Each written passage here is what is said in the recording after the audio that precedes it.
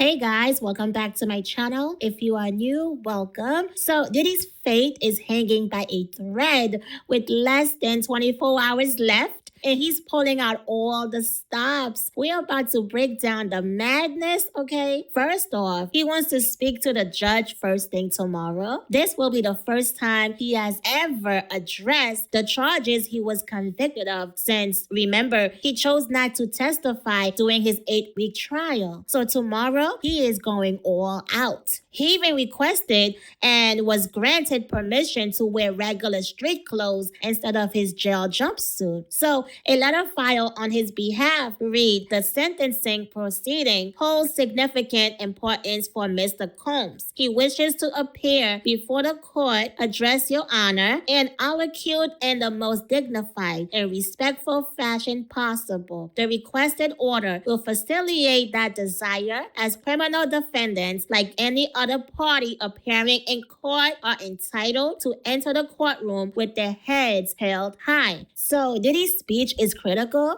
because it could influence the judge's final decision on sentencing. So this is his time to shine. This is his one chance to put on a show. And since narcissists are dramatic, you can expect some forced tears, okay? He could not perform during the trial since he didn't testify. So now it's all or nothing. He's facing 20 years in prison, okay? So 10 years for each conviction. And the prosecution has recommended at least 11 years. They say Diddy deserves a substantial sentence because he remains unrepentant. So just this Tuesday, Judge Subramanian denied Diddy's request for a new trial. In his demand for acquittal, the judge said the prosecution presented overwhelming evidence of Diddy's guilt on the charges of transportation to engage in prostitution. The judge wrote the government proved its case many times over. That by itself might be enough to dispose of Combs' challenge, but the other factors don't do much to help Combs either. He keeps begging for a new trial and he keeps getting denied. This is not a changed man. Honestly, if I were the judge, I would grant him a new trial just to see the jury convict him on every count a second time, okay? And then he would be facing life. He must want life. Your Honor, let's do the trial again. Let's give him life because this guy is absurd. You know the saying, be careful what you ask for, Diddy. So earlier today, Diddy sent the judge a 4-page letter saying he's learned a lot since spending a year behind bars. I haven't read it yet, so we'll go through it together. And if he says anything ridiculous, you'll get my real-time reaction. So here's the letter. Dear Judge Subramanian, I hope this letter finds you well and in good health and spirits. Thank you for the opportunity to express my thoughts to you. First and foremost, I want to apologize and say how sincerely sorry I am for all the hurt and pain that I have caused others by my conduct. I take full responsibility and accountability for my past wrongs. This has been the hardest 2 years of my life, and I have no one to blame for my current reality and situation but myself. In my life, I have made many mistakes, but I am no longer running from them. I am so sorry for the hurt that I caused, but I understand that the mere words "I'm sorry" will never be good enough, as these words alone cannot erase the pain from the past. Over the past 13 months, I have had to look in the mirror like never before. My pain became my teacher. My sadness was my motivator. I have to admit, my downfall was rooted in my selfishness. The scene and images of me assaulting Cassie play over and over in my head daily. I literally lost my mind. I was dead wrong for putting my hands on the women that I love. Oh my gosh, please. I'm sorry for that and always will be. My domestic violence will always be a heavy burden that I will have to forever carry. The remorse, the sorrow, the regret, the disappointment, the shame. I honestly feel sorry for something that I could not forgive someone else for. If they put their hands on one of my daughters, This is why it is so hard for me to forgive myself. It is like a deep wound that leaves an ugly scar. Your Honor, I thought I was providing for Jane concerning her and her child, but after hearing her testimony, I realized that I hurt her. For this, I am deeply sorry. Get out of here. I lost my way. I got lost in my journey, lost in the drugs and the excess. My downfall was rooted in my selfishness. I have been humbled and broken to my core. Jail is designed to break you mentally, physically, and spiritually. Over the past year, there have been so many times that I wanted to give up. There have been some days I thought I would be better off dead. Yeah, okay, right. The old me died in jail, and a new version of me was reborn. Prison will change you or kill you. I choose to live.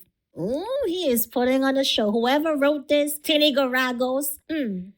Every day since my incarceration, as difficult as my circumstances currently are, I have made the best of my time by reading books, writing, working out, or in therapy, obtaining the tools and knowledge to deal with my past drug abuse and anger issues. I have been putting in the work and working diligently to become the best version of myself to ensure that I never make the same mistakes again. I realize that I am in a situation where no amount of money, power, or fame can save me. Only God can save me. Yes. My grandmother used to teach me that God makes no mistakes and that everything he does is for your good. Oh, yes. Okay, Diddy. I believe that a bad situation can be used for good. Although this situation has been the hardest and darkest time in my life, good things have come out of my incarceration. For starters, I am now sober for the first time in 25 years. I have been trying my best to deal with my drug abuse and anger issues and take accountability as well as positive steps toward healing. One of the most beautiful things I have experienced is being asked by my fellow inmates to teach and mentor them. They wanted to learn what I did to become a successful businessman. I was inspired by their hunger and desire to learn information in order to not only set goals, but achieve any goal, dream that their hearts desire. I started teaching a 6-week program called Free Game, titled given by my fellow inmates, which I was able to have approved and sanctioned by the Bureau of Prisons, BOB. I don't just teach about my success. I also teach about my mistakes and failures. It has truly been a blessing to do something positive in a negative situation. It has been beautiful to see the newfound hope in my fellow inmates' eyes. The most shocking thing was to see the unity and the peace this class has produced.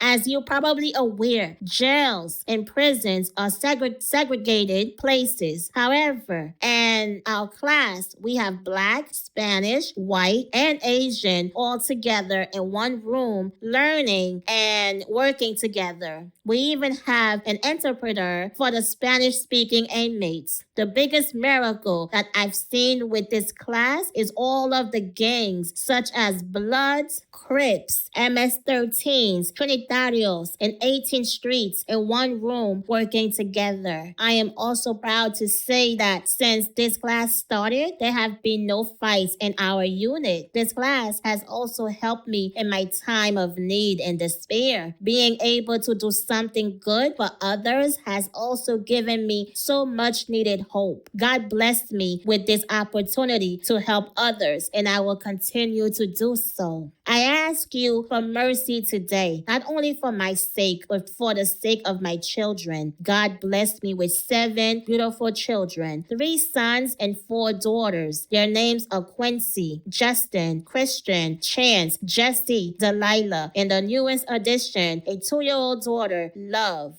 Four of my children lost their mother, Kim Porter, as she tragically passed away in 2018. I am their only parent. I have failed my children as a father. My father was murdered when I was 3 years old, so I know firsthand what it is to not have a father. More than anything, I just want the opportunity to return home and be the father that they need and deserve. God also blessed me with the greatest mother in the world. My mother sacrificed her life and dreams to provide for me and my younger sister, Keisha. She worked 3 jobs to make sure we had a roof over our heads, clothes on our backs, and the best education. My mother is now 84 years old, and she recently had brain surgery. Despite her own health challenges, she attended my trial every day. I have always been her primary giver.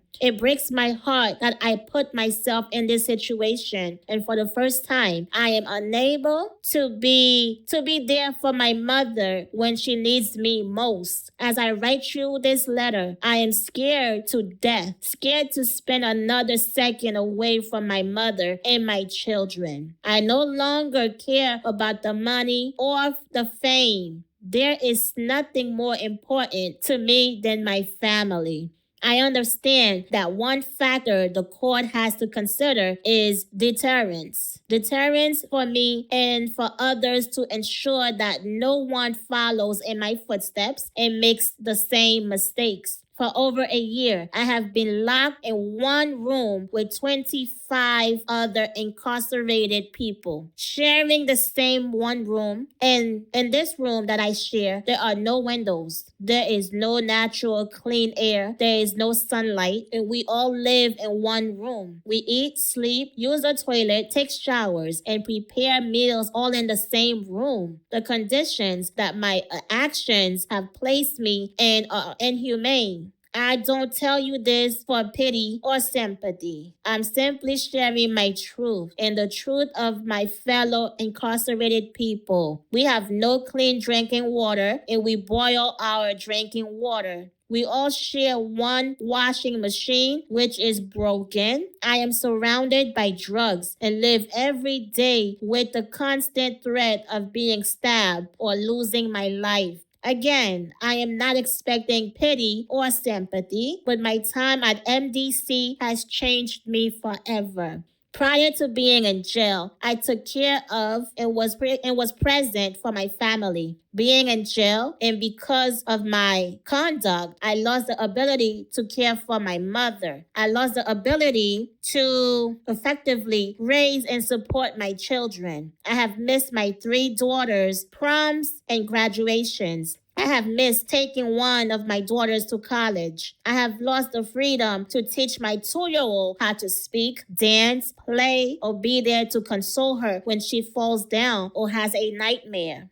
I started from nothing and worked hard to earn everything I had. But because of my conduct, I have lost all of my businesses. I have lost my career. I lost the charter schools that I started, and I have destroyed my reputation and stained the reputation of those that work for me. I lost my being present with my family. Between all of my losses and lessons, I can state for a fact that I will never be in another criminal courtroom again. And I do not believe any other person will do anything similar from fear of similar punishment. If you give me a chance, I would like the opportunity to share my story with people to prevent at least one person from making the mistakes that I've made. I can't change the past, but I can change the future. I know that God put me here to transform me. Since incarceration, I have gone through a spiritual reset. I'm on a journey that will take time and hard work. I'm proud to say I'm working harder than I have ever have before. I'm committed to the journey of remaining a drug-free, non-violent, and peaceful person. I thank God that I'm stronger, wiser, clean, clear, and sober. God makes no mistakes. I realize this trial has received a tremendous amount of global press and your honor may be inclined to make an example out of me. I would ask your honor to make me an example of what a person can do if afforded a second chance. If you allow me to go home to my family, I promise I will not let you down and I will make you proud. Oh my goodness. Today, I humbly ask you for another chance. Another chance to be a better father, another chance to be a better son, another chance to be a better leader in my community, and another chance to live a better life. I am writing this not to gain any sympathy or pity. This experience is simply the truth of my existence and has changed my life forever. And I will never commit a crime again. Thank you for your time and consideration. Sean Combs. You hear this? Yeah, great job, lawyers. Great job, Titty Garagos, Mark Agnifilo, Nicole Westmoreland, all of you guys, because you guys wrote that. It's a great letter, but knowing who it's for, yeah, okay. Okay, whatever. So on top of that, 50 Cent also sent the judge his own letter. Here's what he had to say, okay? Dear Judge Subramanian, I have had an ongoing dispute with Puffy for over 20 years. He is very dangerous. Multiple times I have feared for my life. I think you should consider the safety of the general public, Your Honor, before unleashing him upon them. There hasn't been enough time for him to reform or make any adjustments, despite his trying to teach a class in there. As you already aware, the government has spent the maximum amount of money on deploying federal agencies, which appear to be an army, and 2 locations simultaneously. Later, his son, who's dealing with his own rape allegations, claimed that the feds had hit the wrong house. Anyway, Diddy's only going to return to hiring more male sex workers and keeping most of the baby oil away from the general public. And babies need it. My Netflix documentary on this scandalous subject is coming soon. The king of trolling. Yeah, he didn't really send it. He just put it online. Yeah, he's trolling.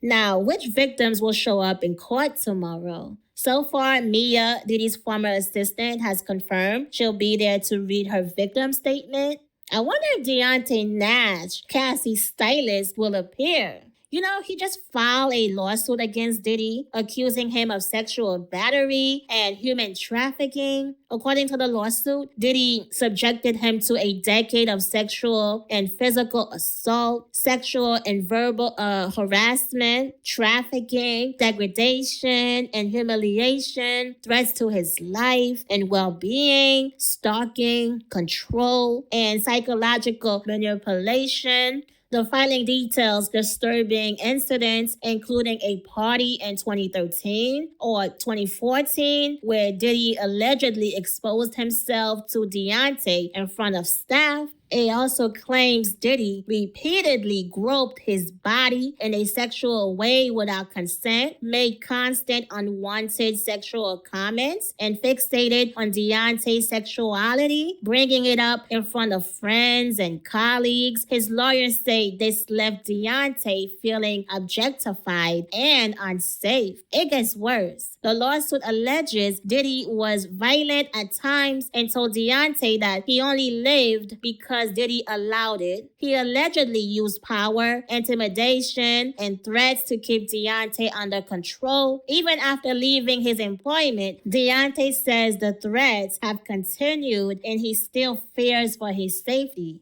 But here's what puzzles me. Why didn't Deontay bring this up during Diddy's trial? That testimony could have added years to Diddy's sentence, right?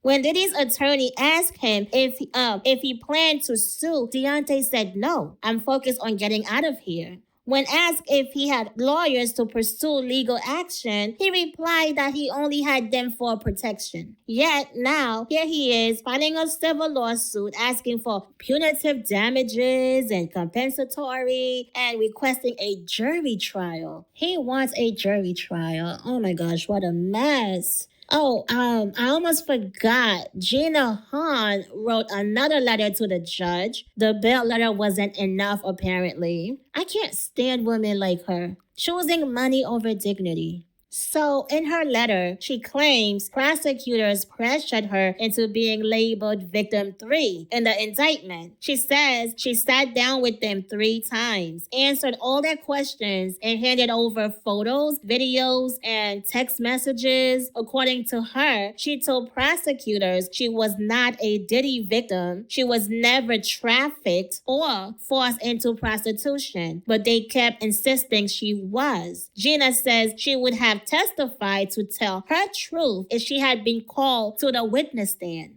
But she was scheduled to testify, but when the time came, she ghosted. That liar went ghost. She a freaking liar. Honestly, I hope the money was worth it, Gina, because Diddy is not going to marry you. He will not marry you. You are a punching bag. You sold your soul. You have a price, a cheap freaking price, okay? You were purchased. You were purchased. People don't respect people like that. He will not marry you. So enjoy the little money that you have because it's over for you. Okay? He is not going to marry you. You will never be the main beard. Okay? So, anyway, Diddy's hearing begins at 10 a.m. Eastern. Okay? So, yeah, in a few hours, pretty much. So that is all, you guys. Let me know your thoughts. How many years do you think Diddy deserves in prison? Let me know in the comments. Don't forget to like, subscribe, and yeah, turn on that notification bell so you don't miss any updates. And I will see you on the next one. Peace.